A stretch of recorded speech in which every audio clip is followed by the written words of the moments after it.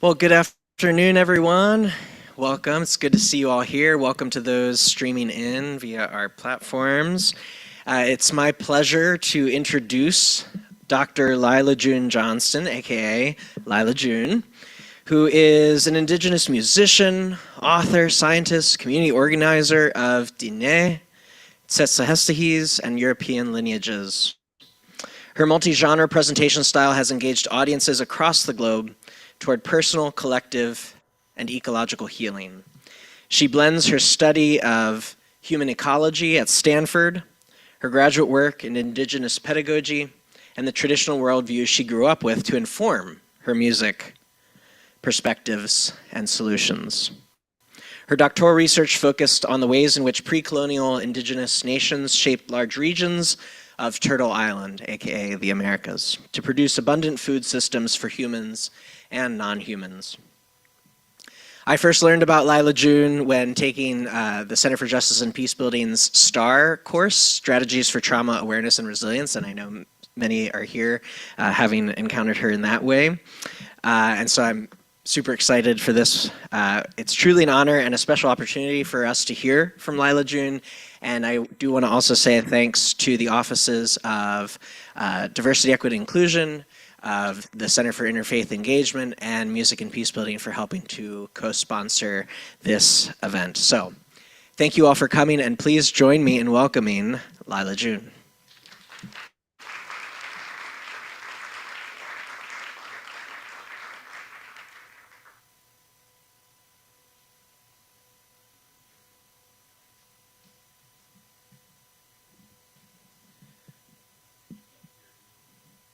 Okay.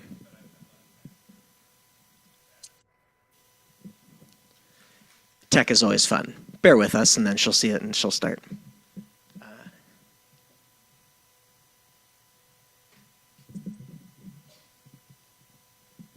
Hello, everyone. Tsétsêhéstâhese, Diné. Greetings, my relatives and my people.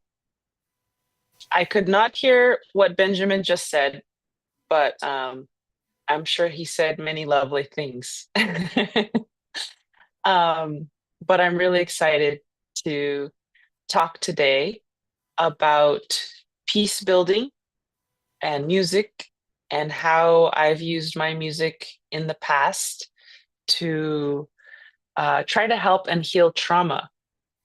And I never really did this purposefully, but I think I just had to as a Native woman, given everything that my people have gone through and are going through, that the music naturally lended itself to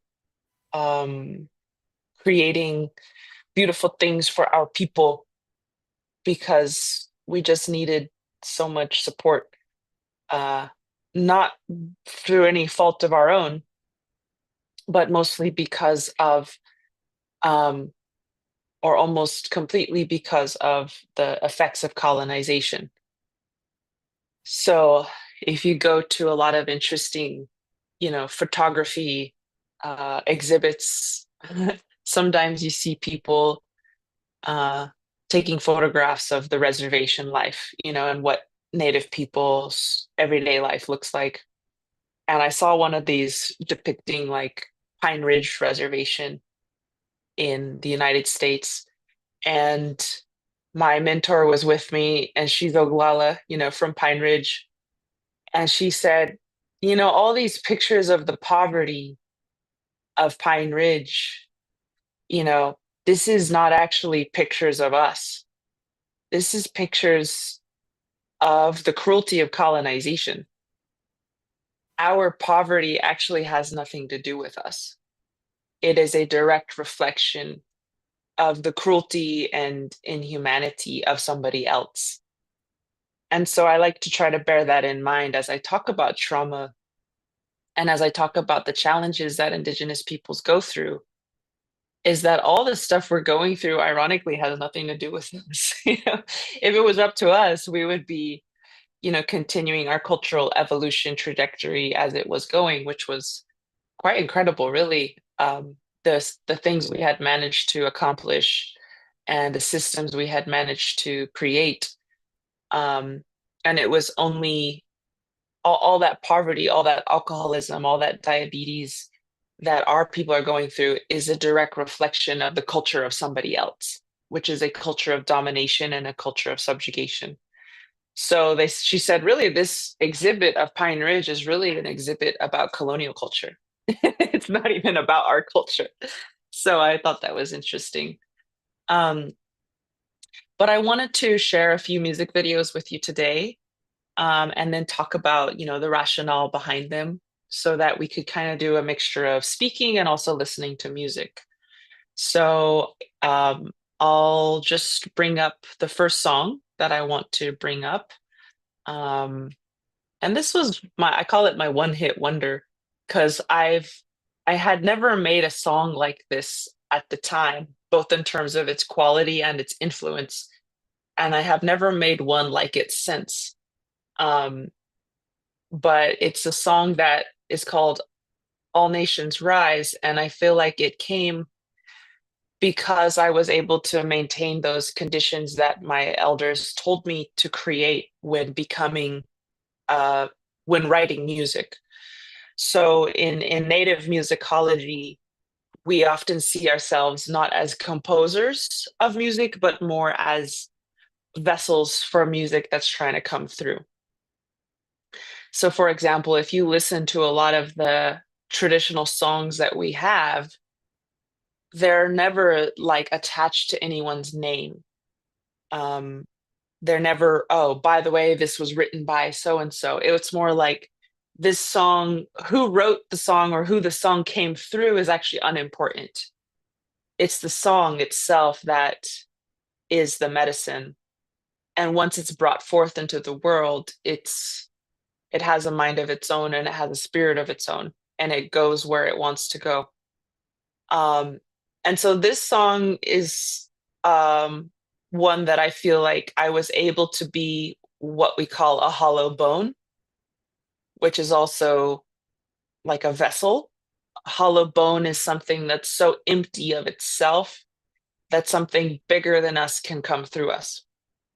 And I think as artists, that's our job in general, is how to be of service to the people, and how to be a vessel through which our body simply becomes an instrument for the art that wants to come through to help the people or inspire the people or educate the people or whatever it is.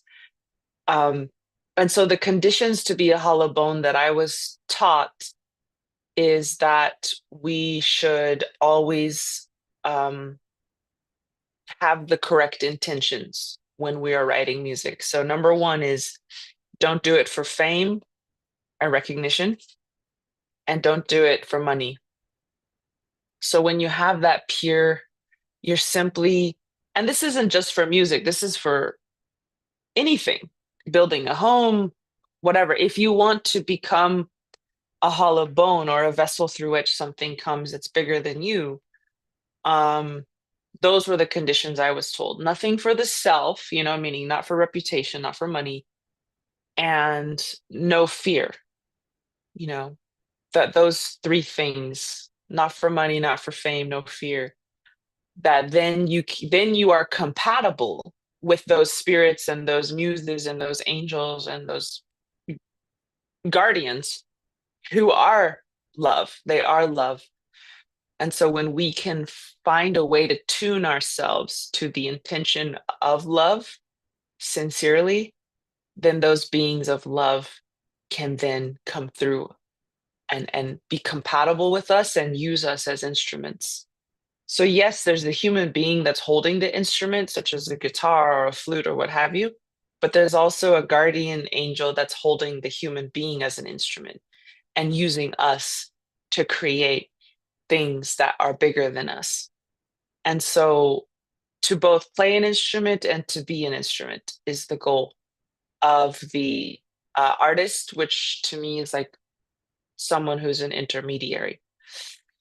And so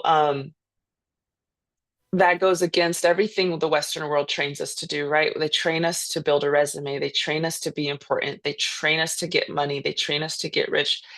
everything is about the self in a lot of these worlds. Not always, but often that's how we're trained to be, like kind of like a vacuum, like sucking things up for ourselves instead of an outflow, which is like, how do I push things out for the world? How do I be a something that that stuff flows out of, rather than something that's grasping and taking and trying to consume and put it into ourselves. And ironically, when we give, the also the more we get in a very roundabout way. We get more joy, we get more purpose. We might even have more wealth as a whole when we're a culture of giving rather than a culture of hoarding. So that's the intention I wrote this song with. I wrote it for a native man. He was walking down the street in Aztec, New Mexico, near where I'm from. And New Mexico is a state within the United States. Sometimes people are like, "Oh, you're from Mexico?" I'm like, "No, it's actually a state in the United States. We don't all speak Spanish there. We speak English for better or worse." But anyways, he was walking down the street with a black hoodie, very like just looked really hot, like depressed, like he was going through a lot. And maybe I'm just making all this up. Maybe he was fine, but I just saw him and I was like, I want to write a song for you. And it's a song to lift up Indigenous peoples to the best of my ability, and to get us back in our saddle, so to speak, and to get us back in the fight, and to remember that there's so much hope and there's so much potential, and it's our time to get up and do that. So let's go ahead and listen to it real quick. Let's see.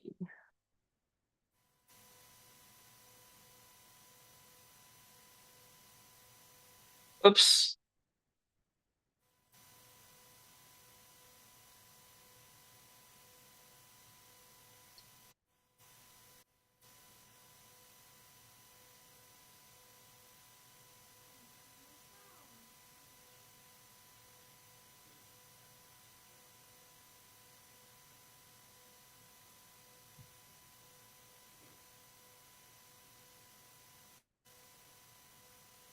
Okay, so it sounds like you guys are not hearing that. Is that correct?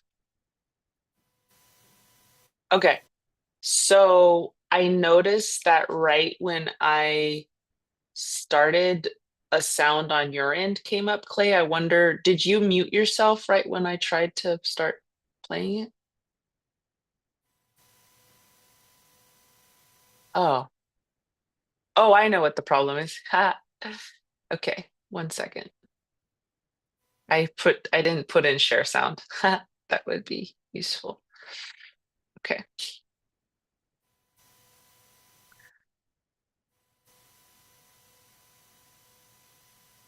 Uh,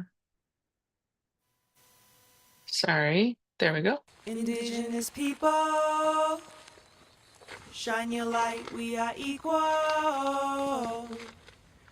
I remember the days when our prayers were illegal. I remember the days when being Indian was lethal. Yeah, we had a rough past, but get ready for the sequel. Get ready for the glorious comeback of our people. Oh, yeah. Rise up, all you warriors of love, all you answers to the prayers of our ancestors from above. I can feel it in my heart. Can you feel it in your blood? I can hear the seventh fire calling us to wake up, wake up. All nations rise. Rise up, 'cause now's your time. We don't have to hide anymore, 'cause now's the time. All nations rise, rise up, 'cause now's your time. We don't have to hide anymore, 'cause now's the time. With forgiveness as my bow and my prayers as my arrows, pull 'em back and let go. I watch 'em fly like sparrows, have hope. Yeah, I have hope with compassion as my shield and faith down to my marrow. I will walk the pollen path even when it gets narrow. Yeah, yeah, I resurrect. Yes, you can bet that we seen the single mama raising children on the res. We seen domestic violence tear apart what we have left. We seen the alcohol take it all and leave us dead. We seen the children take their lives when they can't take the dread anymore. It's a war. Can't take the dread anymore. It's a war. No, we can't take the dread anymore. It's a war.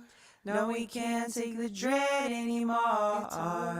It's a war, but we've seen it all before. And now we know we can change it, 'cause that's why we were born. We know we are the ones that we have been waiting for. We are the ones Grandma has been praying for. So rise up, all you warriors of love, all you answers to the prayers of our ancestors from above. I can feel it in my heart, can you feel it in your blood? I can hear the seventh fire calling us to wake up. Wake up. Pueblo hermoso, levántense, es nuestro tiempo. No tienes que esconderte más. Ahora es nuestro tiempo. Mujer indígena, tú eres tan sagrada. Traigas medicina de tu suelo todavía. A pesar del abuso de tu cuerpo y tu tierra, respetamos tus ancestros y la suya cultura. Hombre indígena, tú eres honorable y yo veo la fuerza que todavía sobrevive. A pesar del abuso de tu raza venerable, yo respeto tus ritos, tus danzas, tus padres. Somos guerreros del amor y guerreros de la paz, sí, no vamos a escondernos más. Somos guerreros del amor y guerreros de la paz, sí, no vamos a escondernos más. They say that history is written by the victors. But how can there be a victor when the war isn't over? The battle has only just begun, and Creator is sending his very best warriors. And this time, it isn't Indians versus cowboys. No, this time, it is all the beautiful races of humanity together on the same side, and we are fighting to replace our fear with love. And this time, bullets, arrows, and cannonballs won't save us. The only weapons that are useful in this battle are the weapons of truth, faith, and compassion.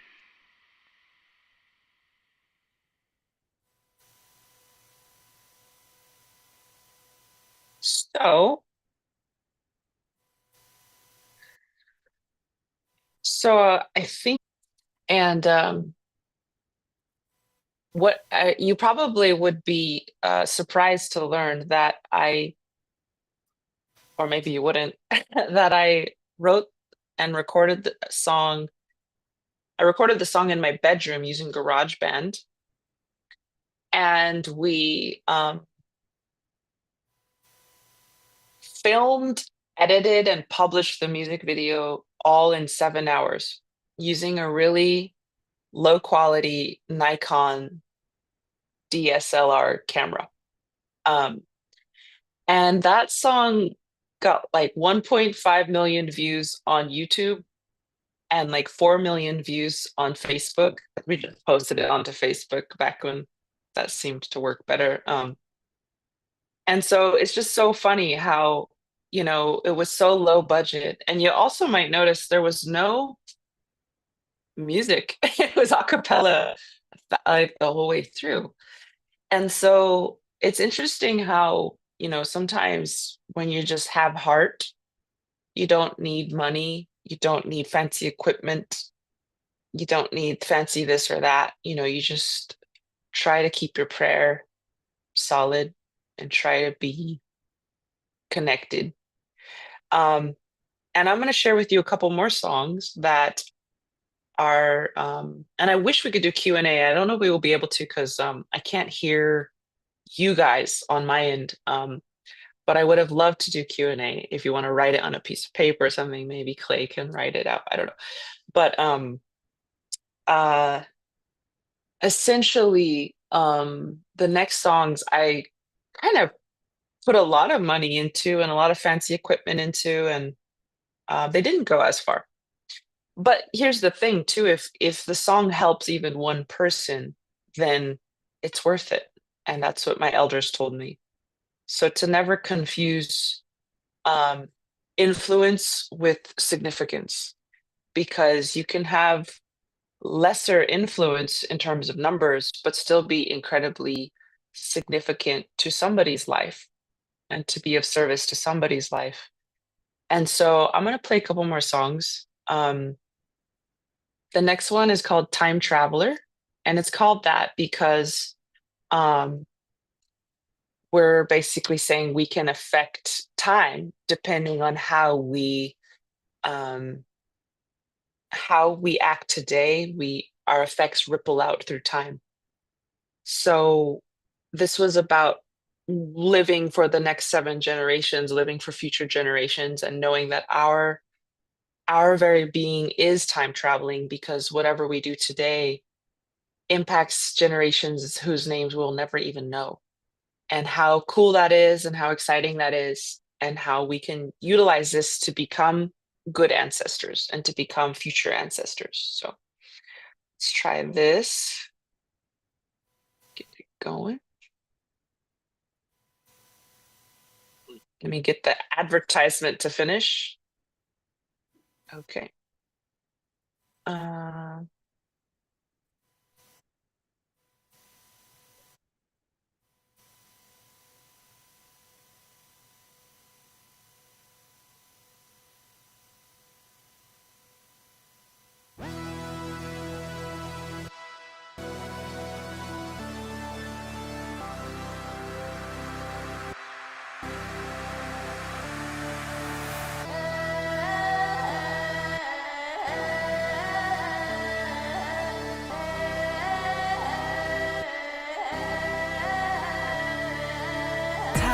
Traveler, running faster, warrior is born, battle to be won, past, trauma, future, hurt. I'm a child of the dirt and I'm ready to give birth, planting a dream, panting I breathe, running towards the future with a handful of seeds, stronger than greed, I am stronger than hate, I stand under the shades of trees planted so long ago, a product of ancestral love.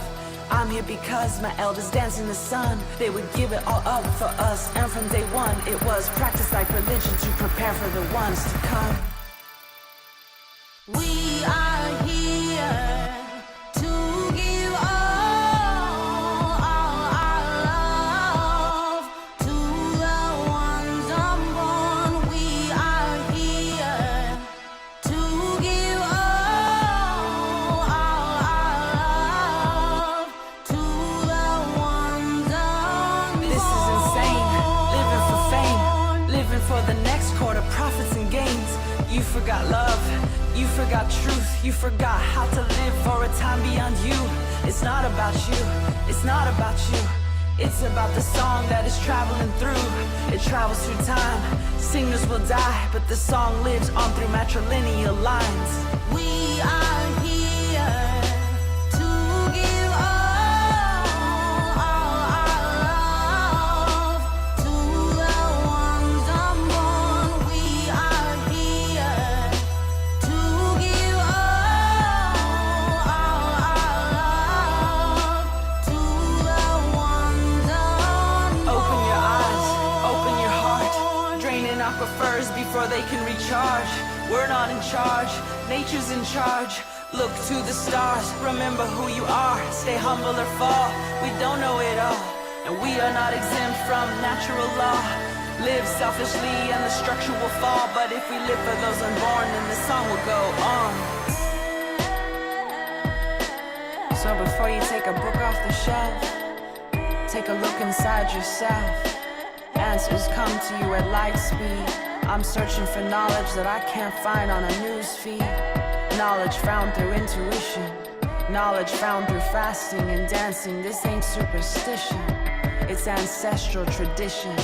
So throw me the spear of wisdom, sharpened and sunlit. I'm giving my life to the oneness. I'm a warrior, I'm sun-kissed. I'm armed, but I'm harmless. Protecting cycles of rain and cycles of snow. fighting for children whose names I will never know. I look up and read the messages written all across the sky. Messages telling us that it's time to evolve or die. It's time to live this life right, so that when our children look back, they look back with pride.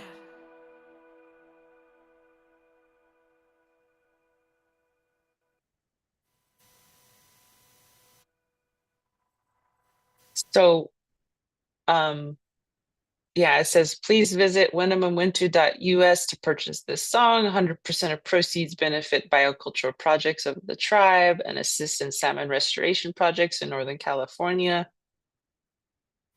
So one of the things I do, just to keep me, I guess, honest, is that all of my music sales go to like different projects and stuff. So right now, beneficiary of all of my music sales, which, because of Spotify and whatnot, we don't have a lot of money coming in. But with Bandcamp is really where you would get funds. And I've only raised about $3,000 in that way, but it has all gone to the Seventh Generation Fund for Indigenous Peoples, which is a really cool philanthropic, native-led philanthropic effort. So I really do try to make music for the people, in that sense too. Like financially, how do we give our music sales? The way I do make income is that I do my own, performances at places and I get paid, or I lately, because of my PhD work, I've been getting paid to present on that. So I have ways to make income on the back end, but I try for the actual book sales or music sales or whatever artistic creations I do, I try to give all the proceeds to such and such organization, so that the music is truly in that hollow bone sort of way, where it's of service to things outside of itself. Okay, and Clay said, we are happy to do Q&A at the end. If there's time for that, Benjamin will get questions and read them out to me and I can put them in the chat. Okay, cool. We're very creative here today. I like that. So yeah, feel free to write up your questions and give them to Benjamin at any time during this talk. That way we could kind of have them ready towards the top of the hour. Yeah, as you could tell, Desiree Harp, who's an amazing singer, is in that song with me, and she's just a really good friend of mine, and it felt good to collaborate with another artist. And I think that song was healing trauma and doing peace building by really uplifting collaboration and really uplifting. And the first song too, you might have heard the lyrics was something like, with forgiveness and my bow and my prayers as my arrows. So like forgiveness as Indigenous peoples is something kind of crazy, right? Because so much has happened to us. 98% of us were wiped out. We're probably the last people on earth you would expect to forgive. But like forgiveness is such an important peace building tool. It might be the peace building tool, both on social scales and interpersonal scales, and trying to really almost disarm settler society, to be like, look, believe it or not, I'm here for forgiveness and I'm here for healing. I'm not trying to pin you to the wall. I'm not trying to do punitive justice. I'm not trying to. In fact, my elders told me we should have compassion and understanding for settler society, because they're the ones who went through 2,000 years of open warfare in Europe before Columbus was born. And those 2,000 years of open warfare were extremely traumatizing to the people, such that sometimes they forgot who they were. And the witch burnings, the destruction of the ancient Indigenous European knowledge, literally going up in flames, by burning the women who carried that knowledge, um, is something we have yet to grieve as European people. And I'm half European, so I kind of identify as European as well. Something that have not processed as well. And so these songs are really like, you're never going to hear in my song anything confrontational. You're never going to hear anything in my songs that is divisive, that creates separation, because even though that's tempting sometimes to create an us and a them, I know ultimately that doesn't serve my people's agenda either. It doesn't serve any agenda ultimately.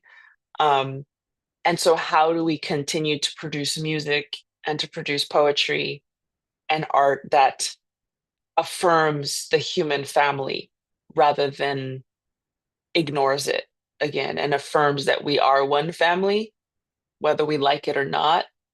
We're going to have to figure this out together. We're going to have to find out how to coexist, because as much as Elon Musk thinks we can all get on a rocket ship and leave, we can't. Like, we're here. We got to figure this out together. And the best way to figure it out together is to know that we are family, and that to be there for each other in mutuality, which is actually not as hard as it sounds. A lot of societies around the world have done it before. We have lived in peace.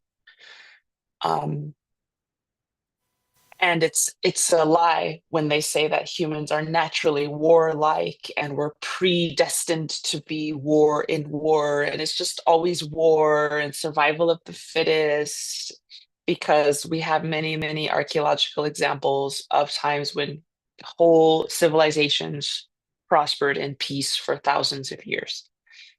And I think it's a cop-out, actually. Um, I would venture to say usually by colonial people, to say like, oh, we just killed all the natives because humans are just warlike and we were stronger. We had the guns and the germs and the steel, so sorry. It's such BS, you know. No, we didn't have to do that. We really didn't. We did not. That was never our destiny to kill each other. And we don't have to do that. We really don't. It's always going to be a choice. Well, that's also maybe not perfectly true, because sometimes you have so much trauma, it's almost like you don't have a choice except for to spill your trauma on everyone else. But it's always going to be, there's always alternatives to war. There are always alternatives to war. And it's not our destiny to be in war all the time. And there are many indigenous nations who came upon and stumbled upon and were forced to develop sciences of peace. Particularly, I'm thinking about the Haudenosaunee indigenous nation, also known as the Iroquois Confederacy, who were so embroiled in war and revenge killings and blood killings for so many generations that ultimately the creators sent them someone who was called the peacemaker. And he was a prophet who came long before Columbus was born. The peacemaker came and he helped to bring the different nations into a state of harmony.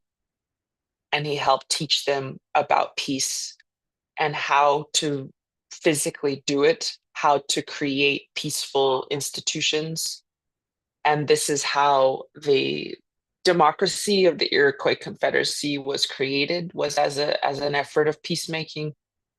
And they also have the Great Law of Peace, which is a oral testimony of how they're going to maintain peace. And that Great Law of Peace has continued from generation to generation to today, with the Haudenosaunee Nation still carrying that Great Law of Peace. And I have Haudenosaunee friends, specifically in Akwesasne, reservation in New York, who brag. They say, I can take any two people who hate each other's guts, give me a couple days with them, and I will turn them into friends through our peacemaking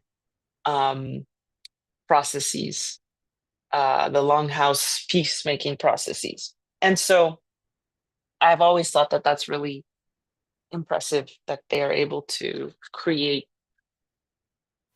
peacemaking strategies. But it's important to remember the only reason they're so good at peace is because they were burned for so long by war, and that people of war can become children of peace, or children of war, rather, can become people of peace.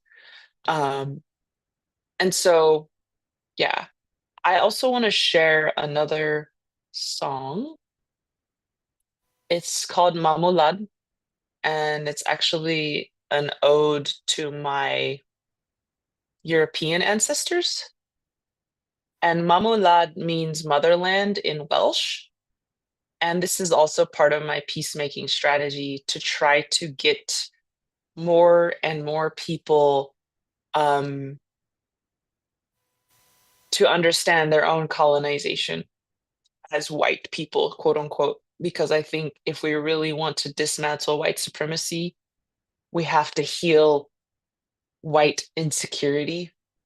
And by that, I mean all of the pain and trauma that we went through as Europeans that created scarcity mentalities, that created fear of there not being enough, fear of us not being enough, right?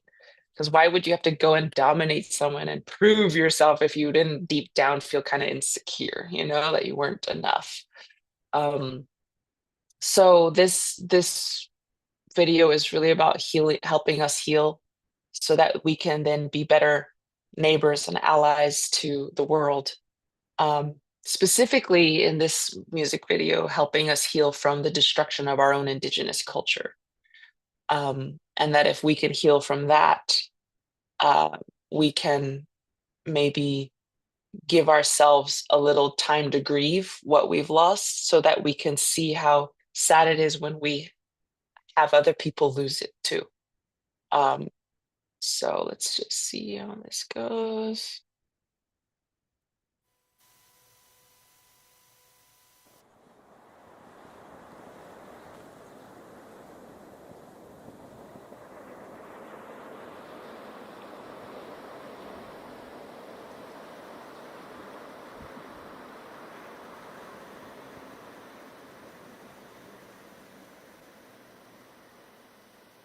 Six million women thrown to the flames. The library is burning, I'll remember their names. The first colonization of the human race didn't happen in America, it happened in the place of Mamulad,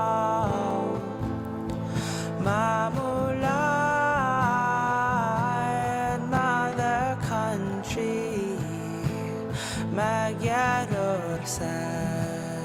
The people's land, Nashajemya,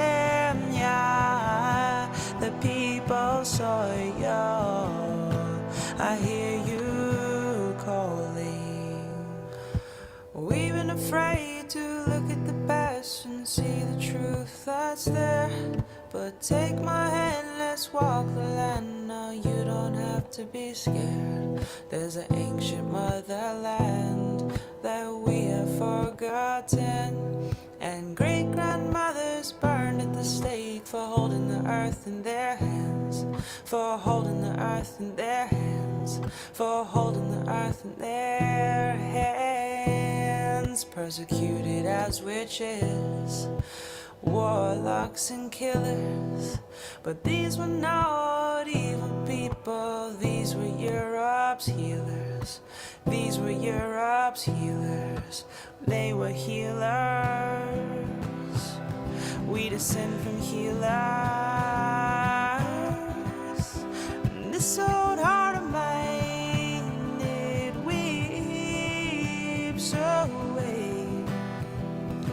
And this old heart of mine, it feels the pain of all of our ceremonies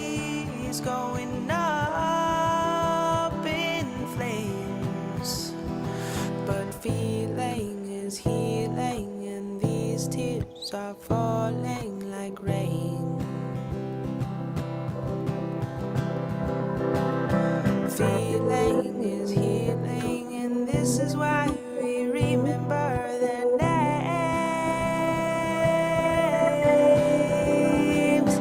Feeling is healing, and this is why we wash away the pain. So let it rain on this land.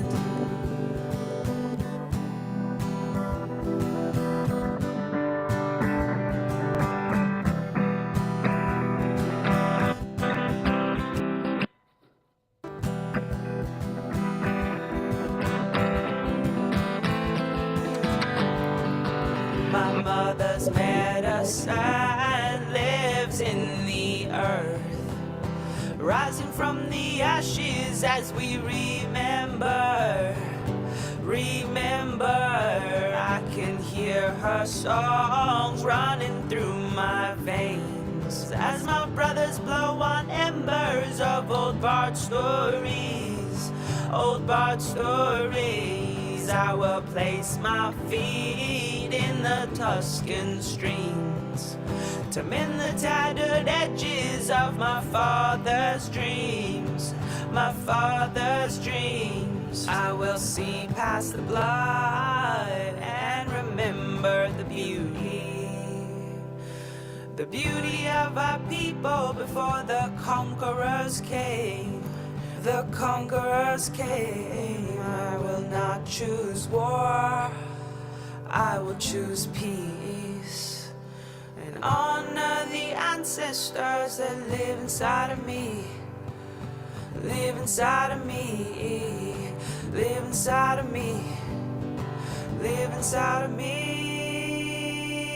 Yeah.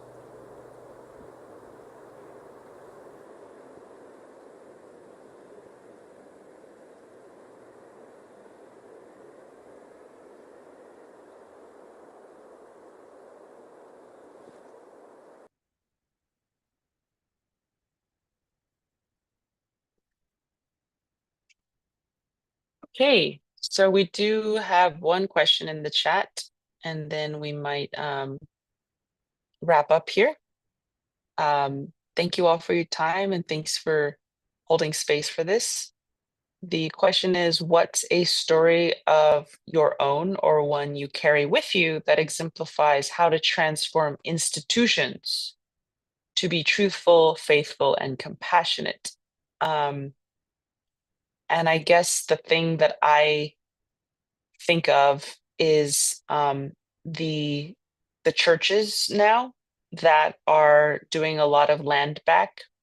There's actually a whole group of nuns right now, a convent of nuns or a congregation of convents who are returning lands that their churches usurped from Indigenous peoples violently and illegitimately. It was stolen. And so I think that's really cool how the nuns are coming together in different parts of this country to return land that was stolen to Indigenous peoples on the scale of thousands of acres at a time.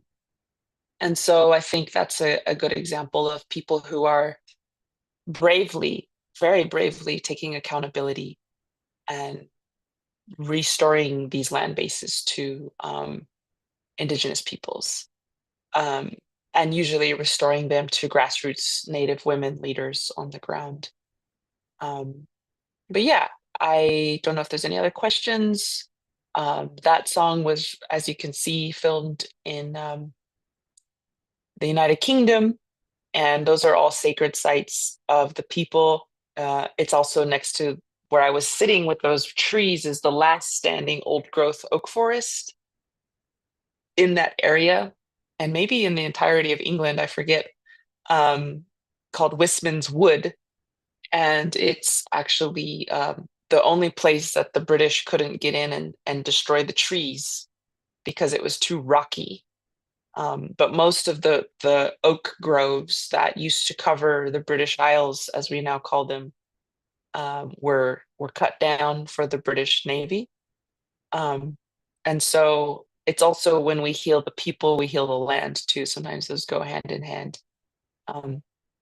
So yeah, I think music, I trust all of you as musicians, and I believe in all of you as musicians, or whatever you do. I think whatever we do, we can always ask Creator to use us. We can always ask Creator um, to play us like an instrument, to be of service to something bigger than ourselves. And sometimes that's helping one kid get through the day. Sometimes it's helping 1,000 people at a show of music. You know, it is different things, but the core of all of this is love. And I would just encourage each of you to tap into love, and love for your people, love for your planet, love for your land, love for the water, love for those around you, um, especially the ones you don't like, especially your enemies, you know, try to love them. And that is going to be such a powerful gift that we give to future generations. Um, and that love is also applied to ourselves, right? To love yourself and to give yourself a break and to not be so hard on yourself, and to know that you too are loved unconditionally by the Creator, by the earth, and that it's okay to make mistakes. And in fact, you are going to make mistakes. That's a human thing. You've made some and you're going to keep making them, but that this is a forgiving land, and that this is a forgiving Creator, and that it's okay to get back up in the morning again and start again. And I've had to do that many times. I've made more mistakes than I care to mention. But yeah, that love is ultimately the song that we want to be the instrument for. Um, and I think if I could sum up everything I've just said, that's what it would be. That I believe in each of you as instruments of love, and to keep doing what you do. So thank you all for your time. I hope you have a great day.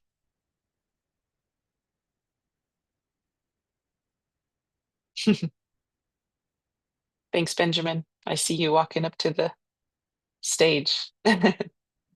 Thank you. Thank you so much, Lyla June, for Oh, that. I can hear you. Cool. Oh, hello. Hi.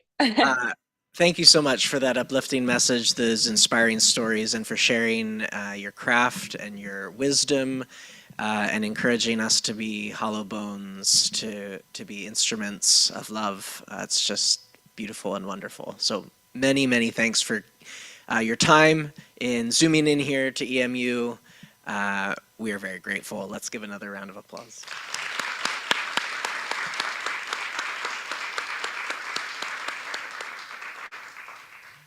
Thank you. Have a great day. Thanks everyone for coming.